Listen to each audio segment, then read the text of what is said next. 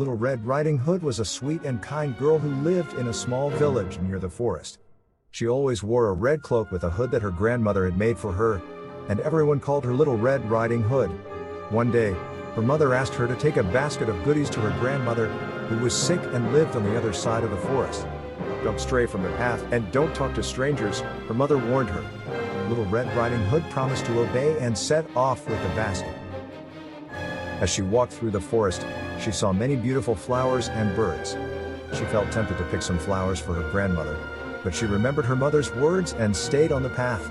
Soon, she met a big, bad wolf who was hiding behind a tree. The wolf saw the basket and smelled the goodies. He wanted to eat them, and he wanted to eat Little Red Riding Hood too. But he knew he couldn't attack her in broad daylight, so he decided to trick her. "Hello, little girl," he said in a friendly voice. "Where are you going?" Little Red Riding Hood forgot her mother's warning and answered politely, "I'm going to visit my grandmother, who lives in a cottage at the end of the forest. She is very sick and I'm bringing her some goodies." "What a nice granddaughter you are," the wolf said, "and what a lovely cloak you have. What do you call it?" "It's a Red Riding Hood," Little Red Riding Hood said.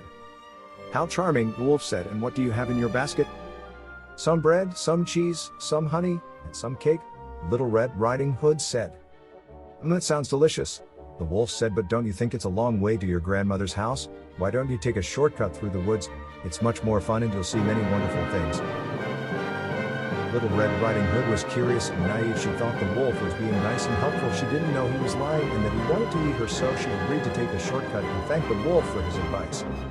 The wolf smiled wickedly and said, "You're welcome, my dear, have a nice trip." Then he ran ahead of her, taking the longest way around, and reached the grandmother's cottage before Little Red Riding Hood.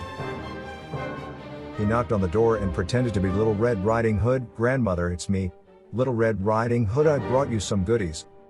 The grandmother was in bed and couldn't see very well. She heard the voice but thought it sounded strange. She said, "Who is it?" "It's me, Little Red Riding Hood," the wolf repeated. "Come in, my dear," the grandmother said.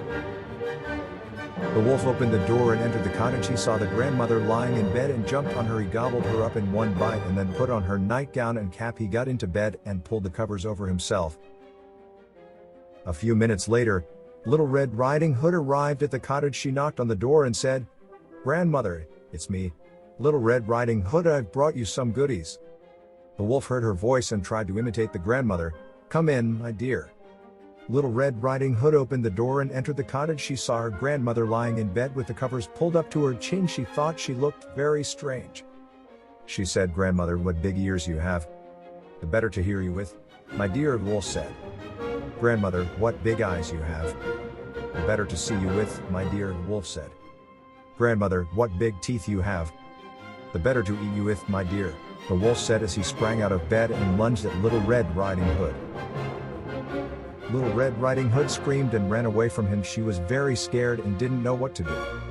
Luckily, a woodcutter who was working nearby heard her scream and came running to help. He saw the wolf chasing Little Red Riding Hood and grabbed his axe. He swung it at the wolf and killed him with one blow.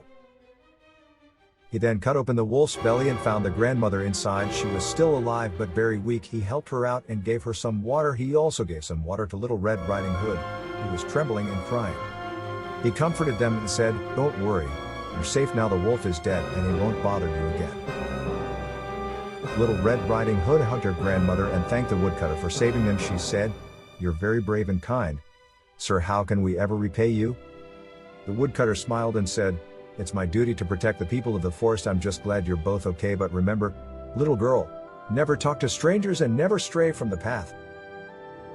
Little Red Riding Hood nodded and said, "I've learned my lesson, sir. I'll never do it again. Thank you for everything." The woodcutter helped them pack their basket and escorted them back to their village. He also gave them a bunch of flowers that he had picked in the forest. Little Red Riding Hood and her grandmother were very happy and grateful. They invited the woodcutter to their home and shared their goodies with him. They became good friends and lived happily ever after. The end.